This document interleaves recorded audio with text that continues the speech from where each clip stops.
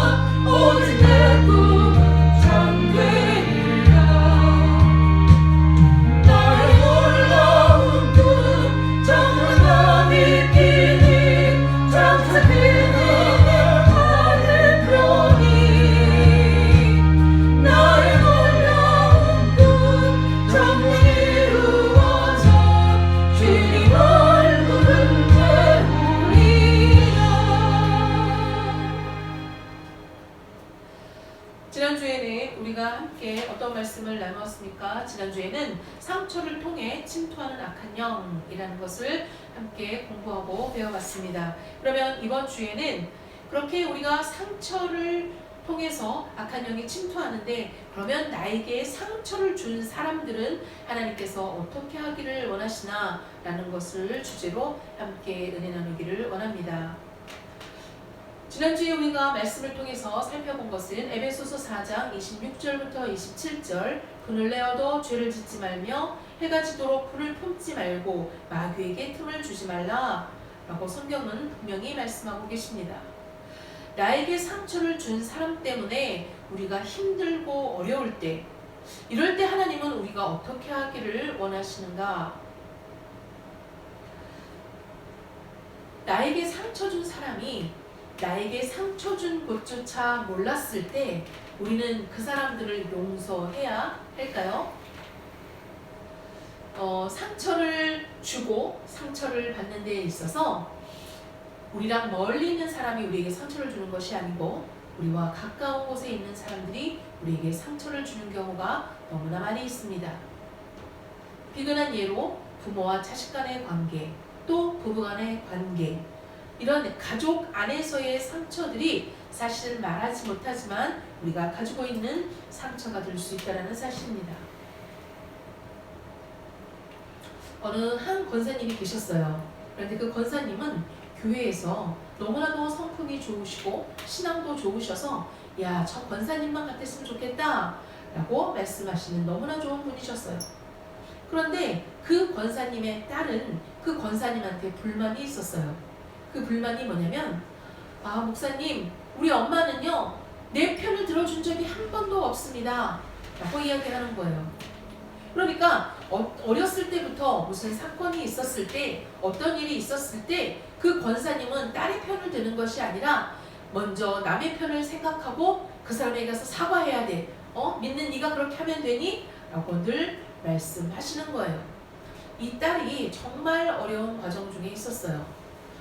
근데 그 엄마가 이 권사님이 자녀에게 뭐라고 하시냐면은 딸이 마음에 응어리가 있고 힘든 상황이었는데도 이 권사님은 딸의 편을 한 번도 들어준 적이 없었다라고 합니다.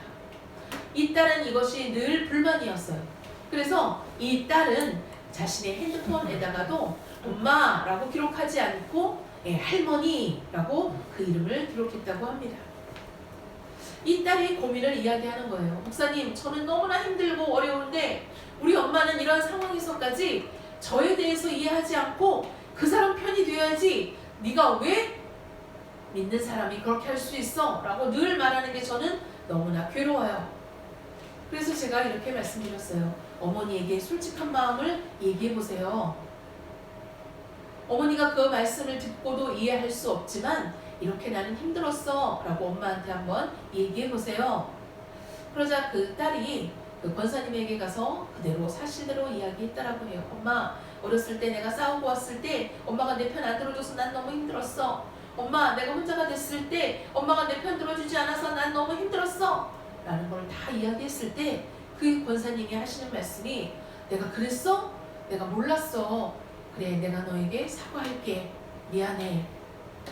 그러자 그 딸의 마음의 응어리가 어느 정도 풀어지고 용서가 되었다라고 합니다. 우리는 이렇게 누군가가 나에게 잘못했을 때 그것을 용서를 구하면 그를 용서해 줄 수가 있어요. 그러나 상처를 주고도 그 상처를 준지 알지 못하는 사람들, 그들은 그럼 어떻게 해야 될까요? 그리고 예수님은, 하나님은 우리가 어떻게 하기를 원하실까요? 성경은 이거보다 한 차원 더 높은 용서를 하라고 우리에게 말씀하고 계십니다. 나에게 상처를 준 사람에게 나에게 용서를 구하는 그런 용서보다 더 깊은 차원의 용서를 주님은 말씀하고 계십니다. 바로 다윗의 이야기에 나오는 사울과의 관계가 그런 예일 것입니다. 이 사울왕은 자신의 사위인 다윗을 죽이고자 그를 쫓아다녔어요. 정말 다윗을 죽이려고 사울왕은 군대를 이끌고 쫓아다닐 때였습니다. 그때 마침 사무엘상 24장 1절부터 3절 말씀에 다윗에게 기회가 왔어요. 오늘 사무엘상 24장에는 사울이 발을 감추려 동굴에 들어갔다라고 기록하고 있는데, 발을 가리우기 위해서라는 것은 바로 사울이 용변을 보러 그 굴에 들어갔는데 마침 그 굴에는 다윗과 그의 부하들이 있었습니다. 다윗의 부하들이 다윗에게 이야기합니다. 정말 좋은 기회입니다. 하나님께서 이 기회를 주셨어요.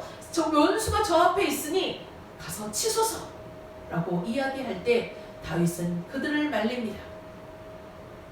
오히려 살짝 가서 다윗 사울의 옷자락을 베는 것만으로도 사무엘상 24장 4절부터 5절 말씀에는 다윗의 마음이 찔렸다 라고 기록되어 있습니다.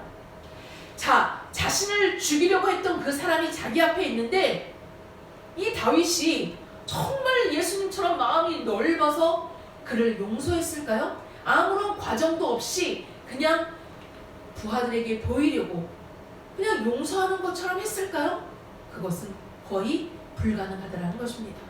그러면 어떻게 다윗은 자기를 죽이려고 이렇게 쫓아다니는 사울을 해하지 않고 내어보낼 수 있었을까요?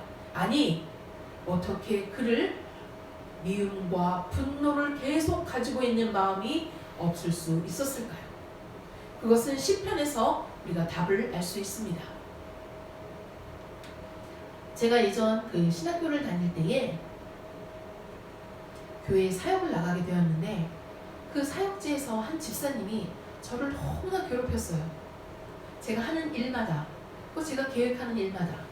제가 그때 아동부 전도사를 맡고 있었는데 어느 날 저희 집에 전화가 와서 전도사님이 이곳에 오지 않았으면 내가 그 아동부 전도사가 되려고 했는데 전도사님이 오는 바람에 내가 못됐다고, 당장 이 교회를 떠나세요 막 전화로 저에게 가진 폭언을 퍼부었어요. 그리고 교회에 가서 제가 있으면 방문을 확 닫고 나가고, 모든 사람들이 있을 때 저를 모욕하고, 저는 너무나 괴로웠어요. 제가 여기서 사역을 더 해야 될지 그만둬야 될지 너무나 괴로워서 하나님 앞에 기도해도 마음이 정리가 되지 않았어요. 그때 신학교 선배 전도사님에게 물어보니까 저에게 이렇게 이야기하더라고요. 이명아 전도사, 그 마음을 하나님께 다 얘기해. 가서 그렇게 힘들게 하는 사람을 하나님 앞에 다 이야기해버려. 그래서 저는 그날부터 그분에 대해서 토설하기 시작했어요. 그런데 정말 신비한 일은 제가 그분에 대해서 하나님, 누구누구 집사님이 저를 너무 힘들게 해요. 오늘도 또 이런 일이 있었어요. 라고 할수록 제 마음에 그 집사님을 향한 원망이나 분노나 미움이 생기지 않았다는 거예요. 어느 사이에 그 마음이 없어지고 그분을 뵀는데도 마음이 평안한 상태예요. 오늘 성경에서 말하는 이 다윗도 자신을 죽이려고 하는 그 사울 왕에 대해서 죽일 수 있는 기회가 있었음에도 죽이지 않았던 그런 마음을 가질 수 있었던 이유는 사울 왕에 대한, 아니 자신들의 원수에 대한 마음을 하나님 앞에 토설했기 때문에 그 마음 안에 분노와 미움과 증오가 자리 잡을 수 없다는 것입니다. 하나님은 우리가 용서하기를 원하십니다. 나를 괴롭히고 나에게 상처 준 사람, 상처를 준지도 모르는 그 사람도 용서하기를 원하십니다. 왜 원하실까요? 그것은 우리 안에 분노나 미움, 증오가 계속 쌓이게 되면 하나님과 관계가 더욱 깊어질 수 없기 때문입니다. 우리 안에 분노, 미움, 증오, 원망이 쌓이게 되면 악한 영이 마귀가 틈탈 수 있기 때문입니다. 그래서 사역을 할 때 귀신 축사를 하기 전에 분노와 미움과 증오가 있는 사람들을 먼저 용서하는 시간을 가져야 된다는 것입니다. 왜냐하면 파리가 꼬이는 이유는 파리를 아무리 내쫓아도 파리가 없어지지 않고, 파리가 꼬이는 더러운 것을 치워버릴 때 파리는 더 이상 꼬이지 않게 되는 것입니다. 여러분, 여러분에게 상처를 준 사람에게 여러분이 용서를 해도 변화가 없다라고 생각하십니까? 상처를 준 사람이 변화가 없어도 우리가 분노와 증오와 미움을 용서할 때 하나님께서 우리와 더욱더 친밀한 관계에 이를 수 있다는 것을 말씀하십니다. 용서는 선택과 결단입니다. 내가 오늘 나에게 상처 준 사람을 용서할지 미움을 계속 가지고 있을지 우리의 선택과 결단에 따라 있습니다.